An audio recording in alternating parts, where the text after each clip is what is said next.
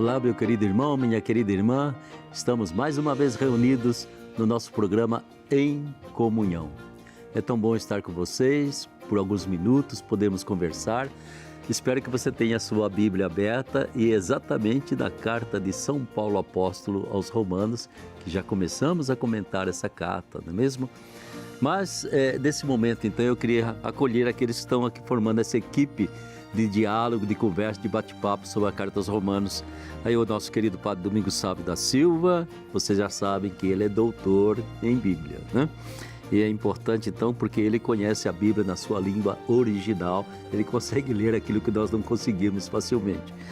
Nós não conseguimos entender direito nem em português, menos ainda na língua original. Bem-vindo, Padre Domingos, que bom ter você conosco. Obrigado, Padre Ulisses, por mais uma vez podermos estar aqui juntos, tentando, a partir da Escritura, viver esses momentos que esperamos que seja de enriquecimento, principalmente para o coração e as atitudes de nossos telespectadores. Isso mesmo, né? E também a gente tem a alegria de acolher mais uma vez Denis Duarte, nosso querido professor, mestre em religião, mestre em ciência de religião, mas é especialista em Bíblia, na Palavra de Deus, né, Denis? Isso aí, padre, sempre muito bom estar aqui, aprendendo cada vez mais sobre Sagrada Escritura com vocês e com todo o povo que nos acompanha em casa. Eu queria saudar de imediato algumas pessoas que acompanham a gente constantemente.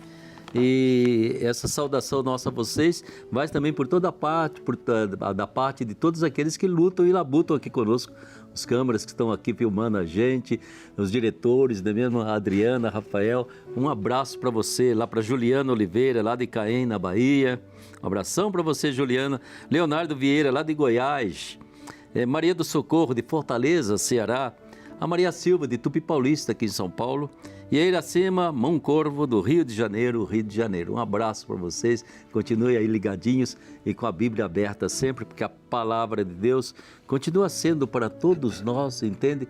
Esse gesto de amor que Deus nos deu, revelando-se a nós, né? E é claro que não é a palavra ditada por Deus, mas através da palavra daqueles que produziram a Bíblia, Deus mandou a sua mensagem, Deus fez a revelação de si mesmo e principalmente do seu grande projeto de amor, que para nós é tão importante, porque é esse projeto de amor que vai ser eterno. O resto tudo vai passar. E estamos a caminho, não é mesmo? Então vamos chamar o versículo aí da carta de São Paulo aos Romanos, capítulo 14, versículo de 13 a 18. Esse é o card que nós vamos, nesse momento, prestar atenção, ouvir e meditar. Não seja ocasião de maledicência o bem de que gozais, pois o reino de Deus não é questão de comida ou de bebida, é justiça, paz e alegria no Espírito Santo. Quem serve a Cristo desta forma, agrada a Deus e goza da estima das pessoas. Essas palavras de Paulo, Denis, o que elas provocam em você? É Paulo mais uma vez mostrando que a experiência com Jesus, a salvação dada, não é quando ele diz, né? Não é por conta da comida ou da bebida, é por conta de todos os rituais, as purificações, os atos determinados pela lei que os judeus praticavam. Não era por aquilo que seriam salvos, sim, mas sim pela graça de Deus, pela força do Espírito Santo. Aquilo que discutimos no programa anterior, né? Sim. A fé em Jesus Cristo que nos dá a salvação, e não uma série de cumprimentos de regras, como muitos judeus viviam o cumprimento da lei de Deus. Exatamente. Né? Para você, Domingos? Seria a mesma coisa que ele lembra, nesses poucos versículos, o Espírito Santo. Então ele vai dizer que o que agrada de fato a Deus é aquilo que na força do Espírito Santo nós podemos fazer aqui. Então até ele diz que não é comida nem bebida, mas é a alegria, é a paz no Espírito Santo. Quer dizer, na força do Espírito Santo, podemos dizer, se pudermos viver do melhor modo possível, parecido com a vida que Jesus, que na força do Espírito é modelo para todos nós. Então, isso seria realmente o que interessa. Eu acho bonito, né? Esses 3 pontinhos que ele põe: justiça, paz e alegria no Espírito, né? É importante a gente perceber que quando o Espírito Santo pode respirar dentro de nós, pode invadir o nosso ser ele provoca exatamente essa sensação de justiça. Justiça não apenas de justiça legal, social, mas a justiça quer dizer saber, eu estou preenchendo aquilo que Deus quer da minha vida, eu estou cumprindo a minha missão, né? E isso traz a paz, traz a alegria para a gente. Nunca esqueça, eu acho que quando a gente tenta preencher as medidas do mundo, nós nunca ficamos satisfeitos, estamos ansiosos, tensos, com medo, né? Isso é quando a gente tenta preencher as medidas do mundo. Se a gente tenta preencher a medida de Deus, até mesmo quando a gente não dá conta direito, mas existe paz, existe alegria, você pode colocar sua cabeça no travesseiro que Deus está com você, né? E Ele pode dizer para você, olha, valeu a pena o seu dia, valeu a pena ter dado a vida a você. Vamos então nos debruçar sobre a carta de Paulo e nós vamos tomar principalmente a partir do capítulo 9, dessa vez até o capítulo 11, algumas coisas que são impressionantes, porque Paulo, depois que ele consegue, digamos assim, refletir um pouco sobre a dimensão da justificação e da fé, né? E ele se convence, né, que não é a justificação pelas obras da lei mosaica que a gente agrada a Deus, né? Mas é pela fé que acolhe Jesus como nosso Salvador, nosso Redentor. E só com Cristo, em Cristo, por Cristo nós seremos salvos. O resto não vai estar na contabilidade divina, né? Deus vai olhar para nós e Ele vai querer enxergar o rosto do seu Filho bendito, seu Filho eterno. Aí sim, nele estaremos salvos. E é importante então que falamos um pouquinho sobre o mistério do pecado. Todos somos pecadores, todos somos ainda, temos nossos defeitos, somos incompletos, ainda não chegamos à estatura de Jesus. A gente falou sobre o mistério do batismo, a teologia bonita do batismo que São Paulo trouxe para nós, né? Vocês foram mergulhados na morte, na sepultura de Jesus para ressuscitar com Ele para uma vida nova. Nós falamos, entende, sobre a questão do Espírito Santo, né? O Espírito de Jesus. E esse Espírito que, assim como tomou conta de Jesus, também toma conta de nós. E é pelo Espírito de Jesus que a gente pode dizer assim, eu sou filho de Deus, eu sou filha de Deus. Não sou apenas uma criatura a mais que existe no mundo, né? Mas há uma marca de eternidade em mim, porque Deus me fez ser seu filho e sua filha, né? E essa vida nova, como cristãos, viver pelo Espírito Santo, viver deixando o Espírito Santo existir dentro do nosso pensamento, dentro do nosso coração, dentro de todo o nosso ser, né? E é nessa preocupação do Espírito Santo que a gente está sempre se perguntando primeiro, aquilo que eu falo, aquilo que eu faço, aquilo que eu penso, é vontade do Pai? É por aí que eu dou uma resposta de amor a esse Pai que tanto me amou, que me deu seu Filho único?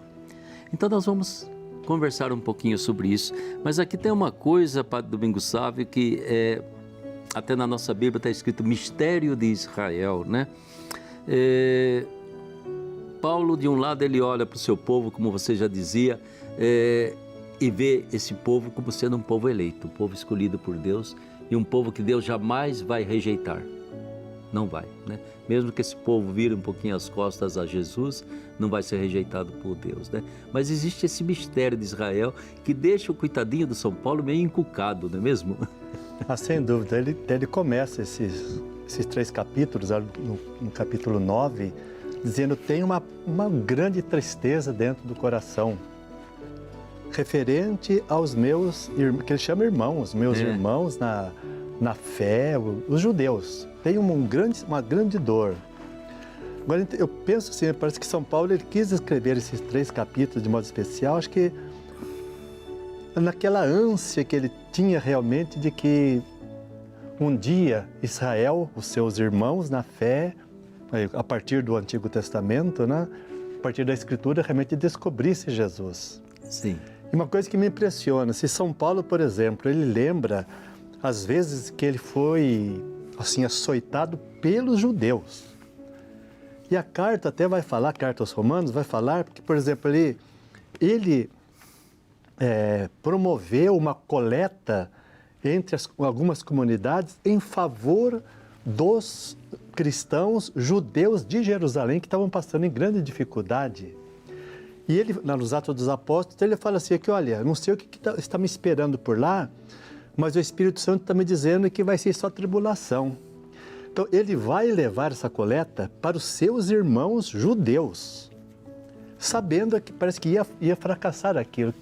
Então, eu vejo ali, ele podia ter desistido dessa coleta, já que havia tanta perseguição, mas ele vai levar e na esperança de tentar resolver aquela dificuldade, né?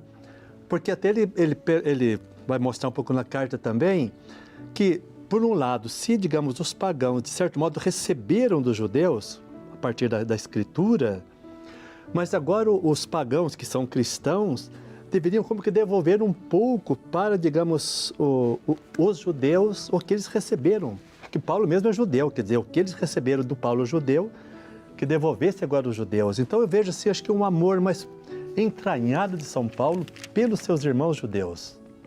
E ele escreve esses 3 capítulos exatamente como que tentando colocar essa certeza daquilo que você falou. Se Deus escolheu, a escolha de Deus é irrevogável. Deus vai continuar escolhendo, vai continuar querendo contar com esse povo. Então, a partir daí, São Paulo vive uma esperança de que algo novo possa acontecer com os seus irmãos judeus também. E é interessante, né, Domingos, que São Paulo, ele tenta compreender essa rejeição, né? E ele evoca, então, assim, tudo que ao longo da história de Israel, em todo o primeiro e Antigo Testamento, foram momentos de rejeição também, né? Ou seja, os profetas o tempo todo ali chamando a atenção do povo, olha a aliança que vocês fizeram com Deus, olha, entende o compromisso que aos pés do Sinai vocês assumiram, né? E no entanto, de repente, vão para o lado de Baal, de Moloque, de qualquer outra divindade, saem principalmente, eu acho que a grande crítica dos profetas ao povo era a crítica que fazia às injustiças, a desigualdade social, né? A exploração do pobre, do órfão, da viúva. Então, Paulo vê, mas já aconteceu no passado. Essa rejeição de Jesus já aconteceu muitas vezes na história de Israel, com tudo aquilo que foram idas e vindas, exílio, sofrimento, templo que era destruído. Está aí a parte da compreensão dessa rejeição, desse não aceitação de Jesus. É um mistério de Israel, há um quê aí que a gente olha, porque afinal a nossa maior admiração por certas pessoas são por pessoas judias, né? Maria, José, Jesus, os apóstolos, todas aquelas primeiras comunidades era toda de judeus, cristãos, discípulos de Jesus, né? E Paulo, ele mostra todos esses privilégios, esse mistério tem a ver com esses, de certo modo, privilégios que Israel recebeu. Desde a aliança, a lei, as promessas de Deus, os patriarcas, são uma série de privilégios, e Paulo que se questiona, mas mesmo assim, o povo não aceita Jesus Cristo? E aí ele faz essa leitura que o senhor disse, né, do passado, nesse trecho da carta. Falou, peraí, mas realmente não é uma novidade o povo não aceitar a vontade de Deus. Porque ao mesmo tempo que parece que ele está bravo, ele não perde a esperança com o povo judeu. Ao mesmo tempo que ele apresenta e fala assim, a pedra que é a pedra angular, para vós é pedra de tropeço, que é Jesus. Que vocês estão se enganando aí, ao não aceitarem Jesus. Mas ao mesmo tempo ele faz uma reflexão assim, mas peraí, se ao negarem Jesus, isso me fez ir pregar para os pagãos. Olha que bem foi feita a negação de vocês, até do mal que vocês estão fazendo, que é negar Jesus. Isso Deus transformou num bem, que é a pregação aos pagãos. Imagina então, quando vocês aceitarem Jesus, o que não vai acontecer. Então ele sempre trabalha essa dualidade aí nesse trecho da carta. Ao mesmo tempo severo, bravo, porque os judeus não aceitam Jesus, e ele tenta explicações para isso, mas ao mesmo tempo ele não perde a esperança. Ele crê que também os seus irmãos judeus, e ele dá exemplo de alguns que, assim como ele o fizeram, se convertem ao cristianismo, entendem que a continuidade da história de Israel, ela é centrada em Jesus Cristo. Por isso, ele mantém viva a esperança, apesar de todo esse raciocínio que ele faz, que às vezes parece que ele está meio bravo, né? É verdade, dá a impressão, sim.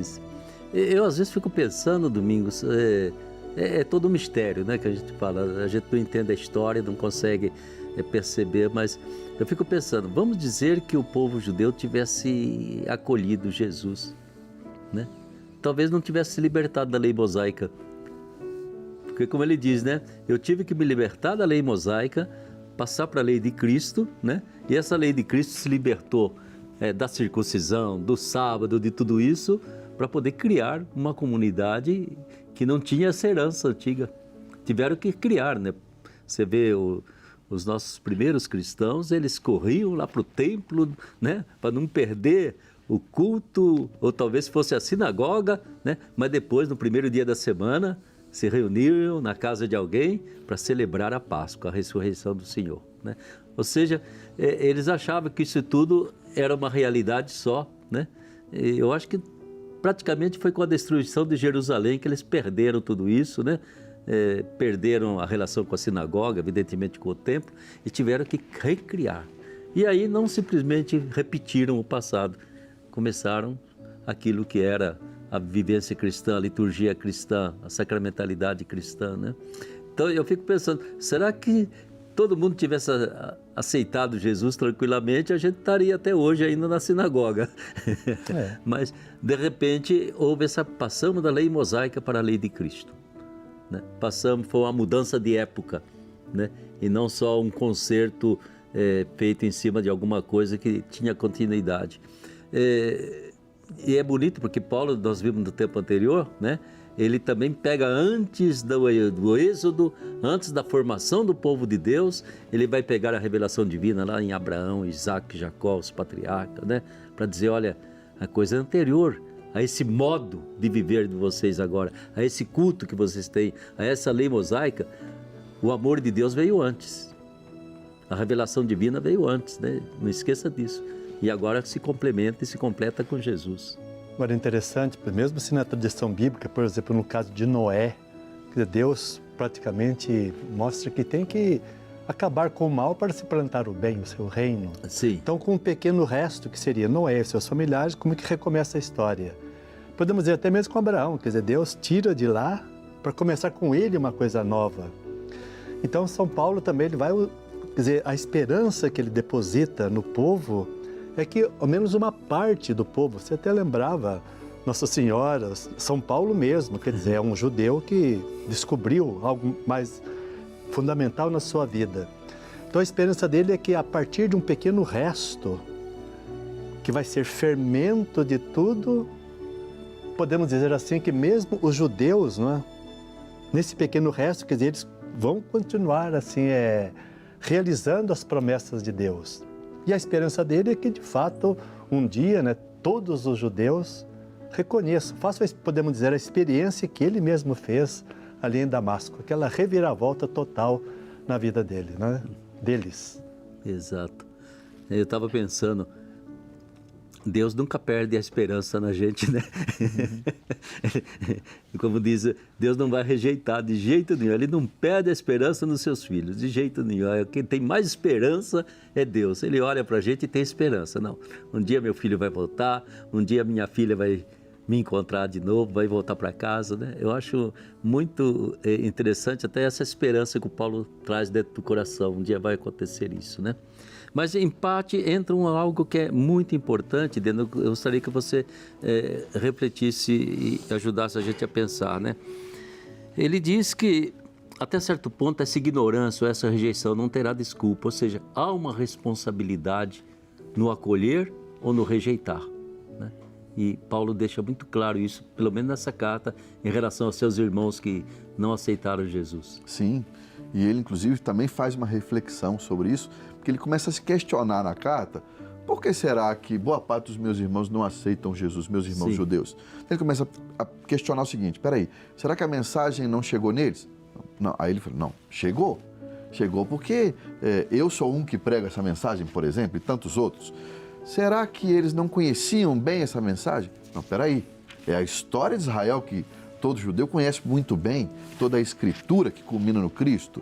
Ah, será que eles não entenderam bem essa mensagem? Como não? Isso faz parte da vivência do judeu.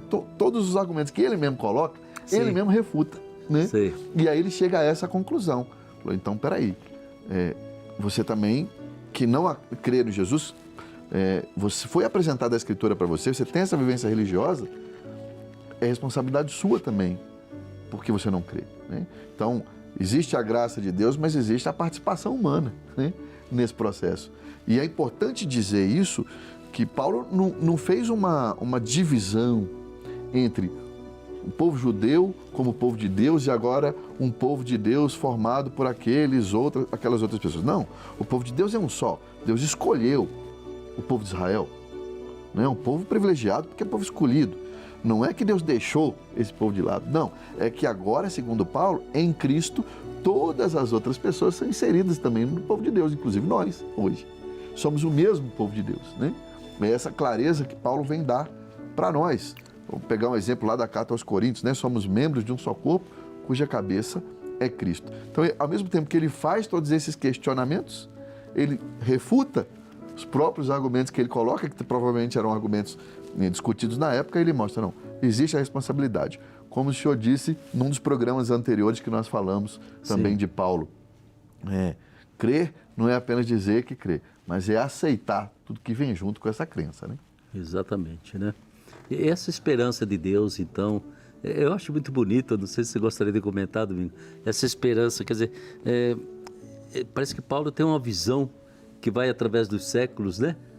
E ele tem aquela esperança imensa, como você dizia no outro programa, a ponto de dizer, olha, se for necessário que eu fique excomungado para que veja o meu povo se converter, estou disposto a ser anátema. Essa palavra forte, né? Então, que sinal que ele tem, assim, então, de tanta confiança e esperança. Vai dizer assim que, como já foi lembrado, o fato de os judeus não aceitarem, ele vai pregar aos pagãos. Então, quer dizer, Deus escreveu certo nessas linhas tortas que os judeus faziam.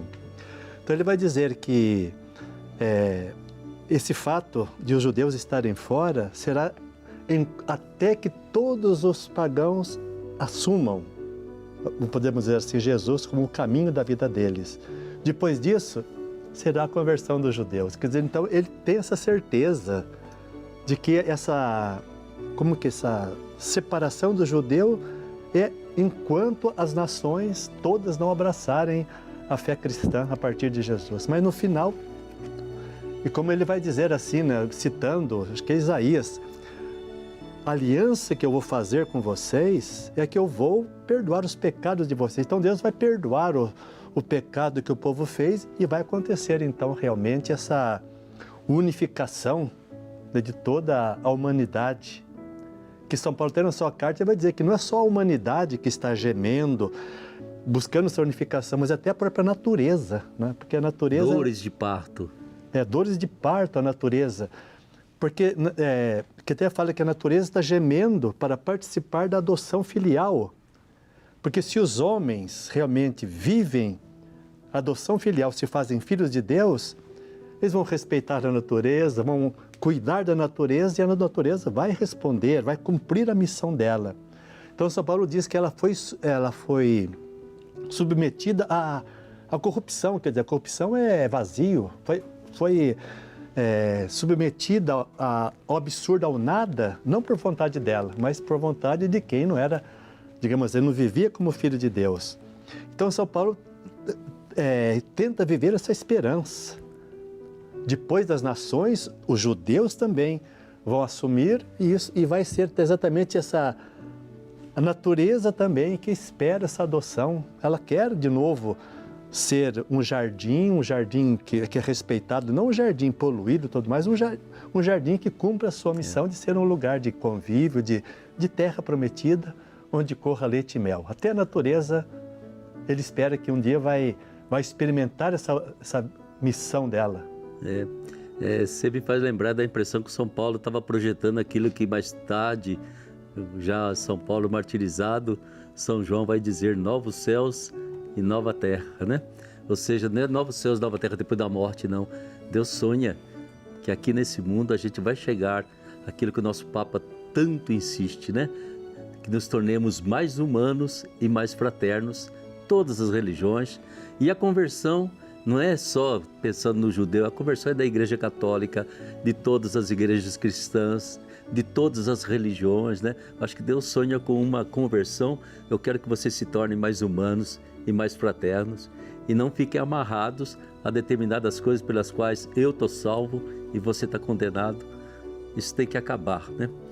Aí, sabe, Denis, a pessoa aí na Basílica, conversando comigo ali, falou, padre, eu acho que o mundo vai acabar, viu?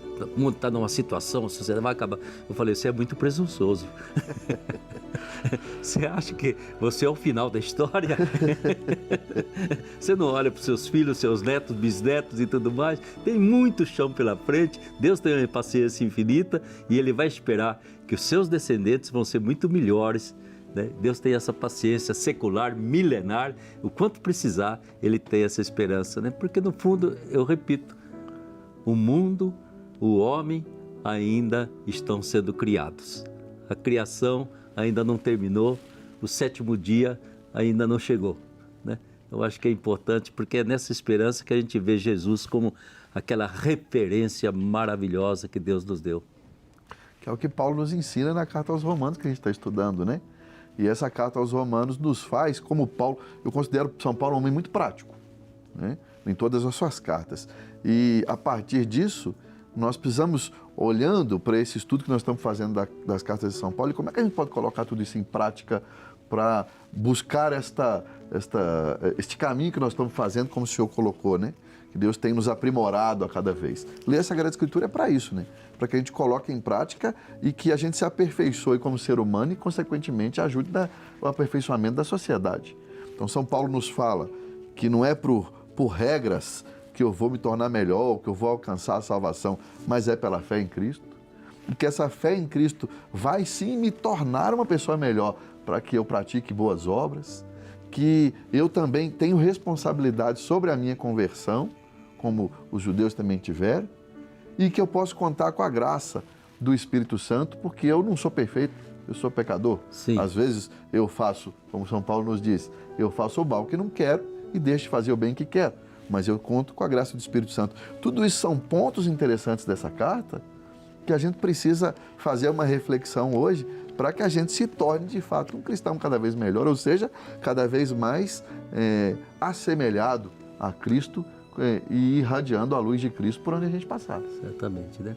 E no fundo de todo esse mistério de Israel está a misericórdia divina.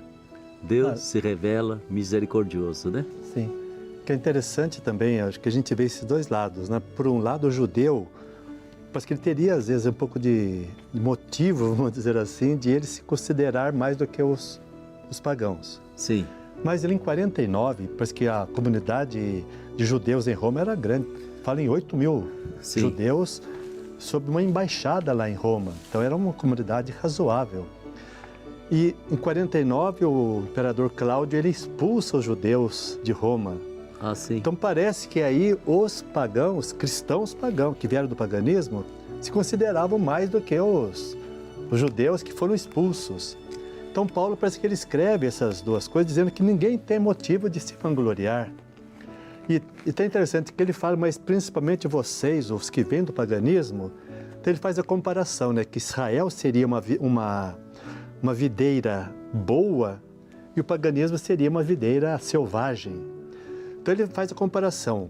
Deus podou alguns ramos da videira boa, que é o Israel que não aceita, para enxertar ramos de uma videira ruim, podemos dizer que era o paganismo. Sim. Mas agora ele fala assim, mas vocês prestem atenção, que não é o ramo que sustenta a raiz, mas é a raiz que sustenta os ramos. Então parece que São Paulo ele queria dizer, quem veio do paganismo não tem motivo de se gloriar. Como também quem vem do judaísmo não tem motivo. Agora é uma coisa só, então não há mais judeu, não há mais grego, não há mais ninguém. Existe agora uma nova criatura na fé a partir de Jesus, não é? E eu acho que São Paulo sonhava muito com essa nova humanidade, né? Esse sonho imenso dele. Mas é assim, minha gente, fica sempre esse mistério, não é mesmo? De um lado, essa misericórdia, essa esperança divina na humanidade. Do outro lado, a nossa história que vai de mudança em mudança, épocas de mudanças de época. E nós estamos vivendo uma mudança de época. E, ao mesmo tempo, sabendo que Deus tem essa história nas suas mãos. E continua a nos amar assim como somos, com os acertos e erros que nós temos.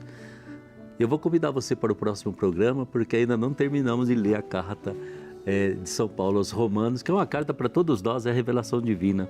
Mas eu quero terminar lendo esse último trecho da capítulo 11, versículos de 33 a 36. É maravilhoso. Guarde no seu coração. Diz São Paulo: ó abismo da riqueza, da sabedoria, da ciência de Deus! Como são insondáveis suas decisões, incompreensíveis seus caminhos! Com efeito, quem jamais conheceu o pensamento do Senhor? Ou quem foi seu conselheiro? Ou quem primeiro lhe deu alguma coisa para ter direito à retribuição? Pois tudo é dele, por ele e para ele. A ele seja dada a glória para sempre. Amém.